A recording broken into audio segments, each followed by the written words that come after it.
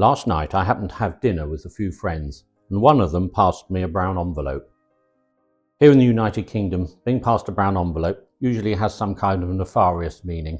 For instance, if I give you this brown envelope, will you let me close Plymouth Airport and build houses all over it? That sort of thing.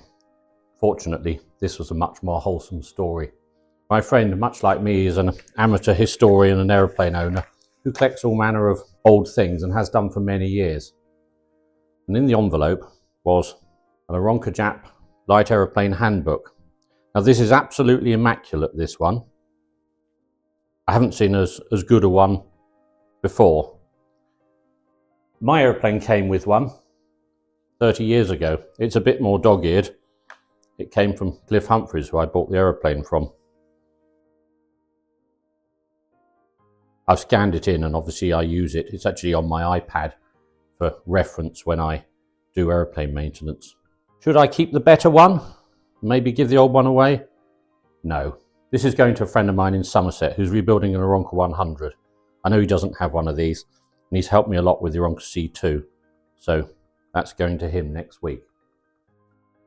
Also in the envelope was this brochure, and until last night I didn't even know such things existed. This is absolutely immaculate.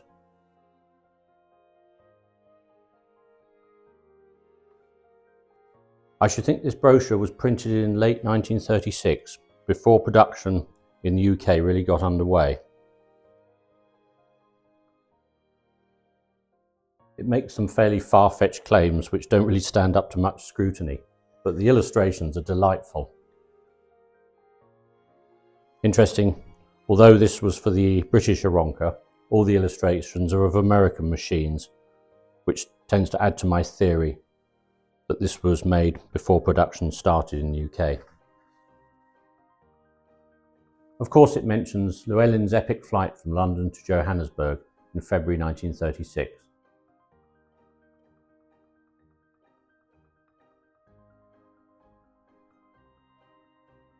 I can't identify the aircraft in this photograph, nor the location. I wonder if it's Horsey Toll Aerodrome, just southeast of Peterborough, where the British Aeroncas were built.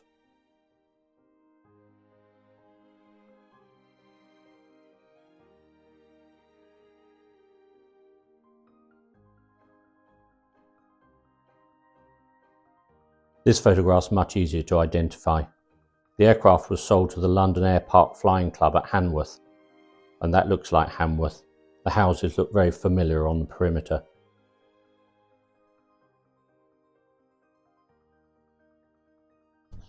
There's a delightful breakdown of costs here.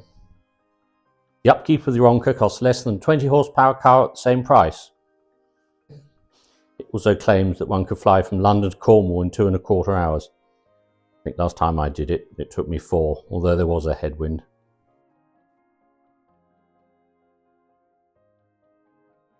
There's several pages of technical detail.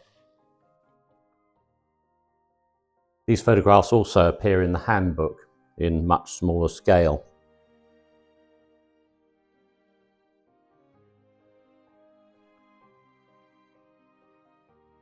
The Lang propeller is the same as the one I've been using on the Aeronca C2.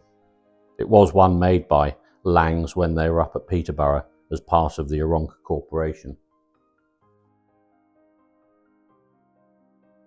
This picture of the cabin makes me laugh. It looks a lot bigger in there than it is in real life. There's no left-hand door either, which is a point of note.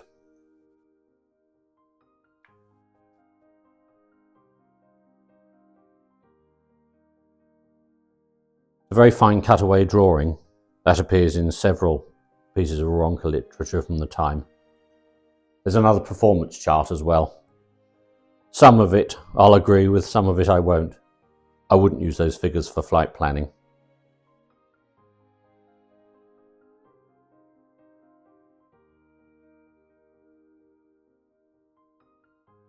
There we are.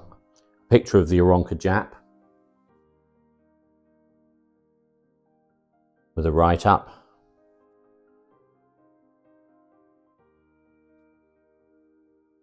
And then some British press opinions. Good lines and high finish on a miniature scale. Aviation, 1935.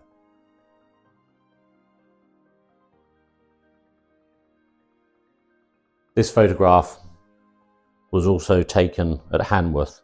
Again, the same houses are in the background. I think the aeroplane is AELX. I'll put a picture up on the screen in a moment. I think it's the same aeroplane. Certainly the colour scheme and the way the registration letters have been painted look very familiar. It's an aeroplane that survived the war, but it crashed in 1951. It was actually ditched somewhere between the Isle of Man and Blackpool.